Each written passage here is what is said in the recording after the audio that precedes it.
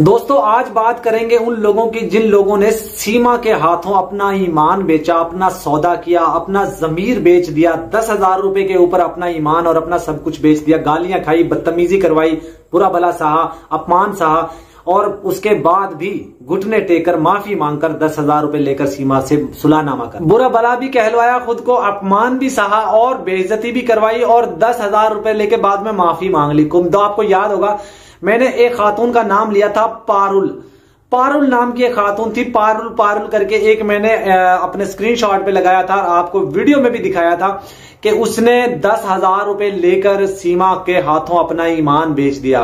ये कहा जाए कि उसने अपना सौदा किया सीमा के साथ, तो ये गलत ना होगा।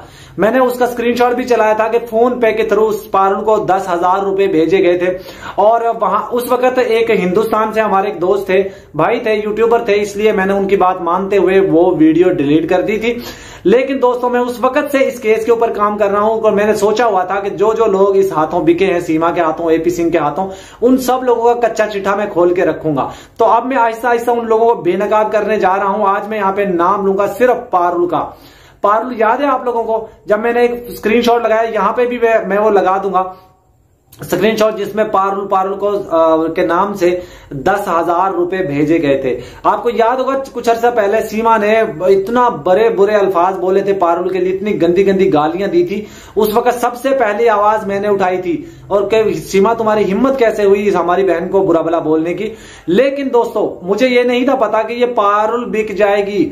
उस पारुल के लिए आस्था मां ने बहुत ज्यादा आवाज उठाई, मोमिन मलिक जी ने आवाज उठाई, फिर इसके ऊपर FIR भी करवाने के लिए गए पारुल की तरफ से, जो सीमा के ऊपर एक FIR भी लॉन्च करवाने के लिए गए। लेकिन फिर बाद में सीमा ने जैसे ही देखा कि मेरे तो खिलाफ FIR हो जाएगी, तो उसने फौरन माफी मांग ली थी। लेकिन माफी मांगने के बाद ही फिर पारुल भी उसके पैरों में गिर गई थी।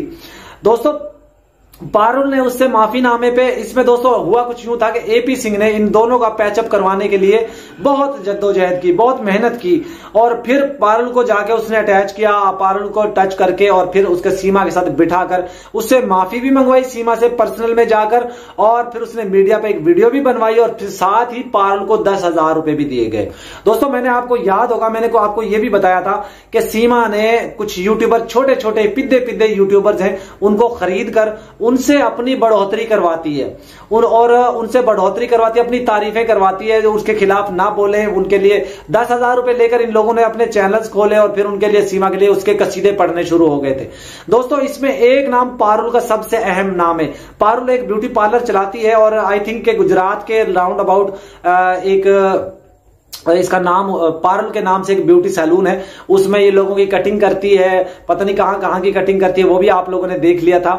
दोस्तों वो वीडियो मैंने बनाया था, लेकिन वहां एक दोस्त हमारे थे, उनके कहने पे मैंने वो वीडियो डिलीट कर दिया था। लेकिन मुझे उस दोस्त से भी कुछ लेना देना नहीं है और मुझे किसी से कुछ लेना देना भी नहीं है। अब मैं आपको एक चीज बताता चलूं, अब मैं इन लोगों को आहिस्ता आहिस्ता बेनकाब करूंगा। जो लोग पारुल के, जो सीमा के हाथ से, चाहे पारुल हो चाहे एक और मेघवाल करके एक है, उसको भी मैं बेनकाब करूंगा, उसका भी मैं पोल खोलूंगा कि उसने कितने पैसे लिए। मैंने स्क्रीनशॉट भी लगाया था, आपको याद होगा, ये पारुल वही है, ये पारुल वही है जो ब्यूटी सैलून चलाती। मैंने आपको पहले भी इसकी तारीफों में बताया था, इसने 4-5 लड़कियां रखी हुई हैं, ये लड़कों की भी कटिंग करती हैं, लड़कियों की भी कटिंग करती है। तो मान लीजिए कि इसने एक ब्यूटी पार्लर बनाया हुआ है। ब्यूटी पार्लर तो क्या कहेंगे उसको, एक अयाशी का अड्डा ही कहेंगे, जिसके अंदर पता नहीं कैसे कैसे तरीकों से ये मर्द जो कटिंग वाले होते हैं वो लेडीज की कटिंग करते हैं, पता नहीं कहां से कटिंग करते हैं, और जो लेडीज हैं वो मर्दों की कटिंग करती है, पता नहीं कहां से कटिंग करती है। मैं तो कहता हूं शायद ये कुछ और सर्विसेज भी देते होंगे, कटिंग करने के अलावा, मेकअप के अलावा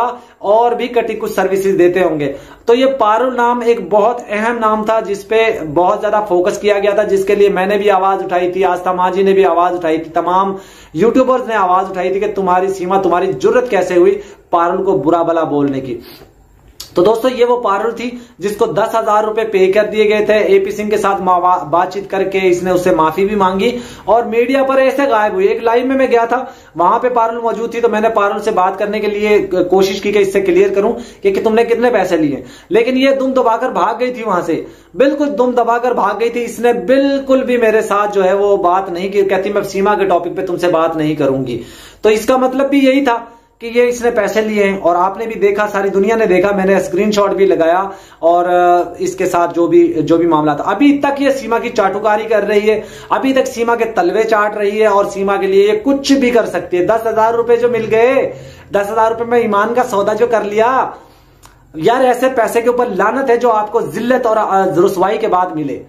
शर्म आनी चाहिए थी पारुल तुम्हें, मैं तो कहता हूं तुम्हें शर्म आनी चाहिए थी, और तुम्हें बिल्कुल भी माफी नहीं मांगनी चाहिए थी उस दगड़दल्ली औरत से, पाकिस्तानी भगोड़ी से। तुमने उसके साथ घुटने टेक दिए, तुमने अपना ईमान बेच दिया।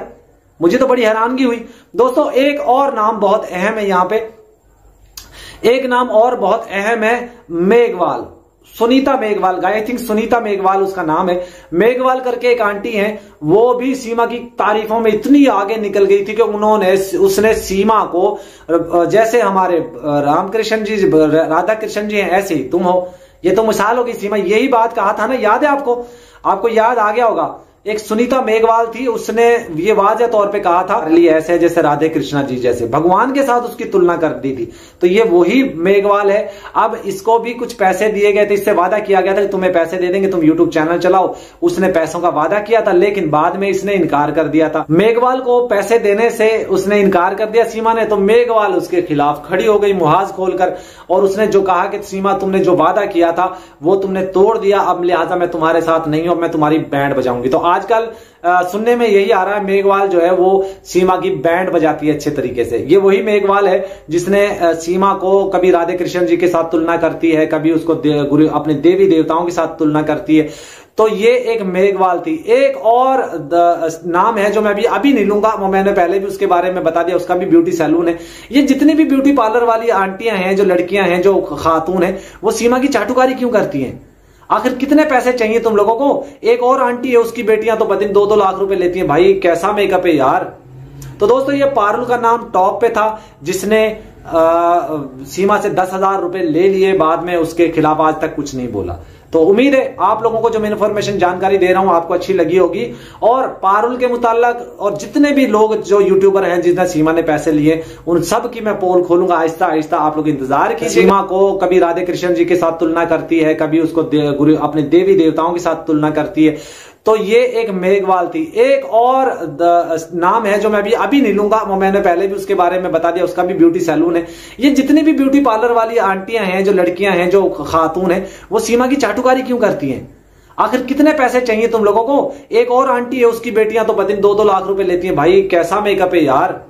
तो दोस्तों ये पारुल का नाम टॉप पे था, जिसने सीमा से 10,000 रुपए ले लिए, बाद में उसके खिलाफ आज तक कुछ नहीं बोला। तो उम्मीद है आप लोगों को जो मैं इन्फॉर्मेशन जानकारी दे रहा हूं आपको अच्छी लगी होगी। और पारुल के मुताल्लिक और जितने भी लोग जो यूट्यूबर हैं जिसने सीमा ने पैसे लिए, उन सब की मैं पोल खोलूंगा आहिस्ता आहिस्ता, आप लोग इंतजार कीजिएगा। इन सब के कच्चे चिट्ठे में खोल कर रखूंगा। दोस्तों आज की वीडियो का एंड करते हैं। अल्लाह।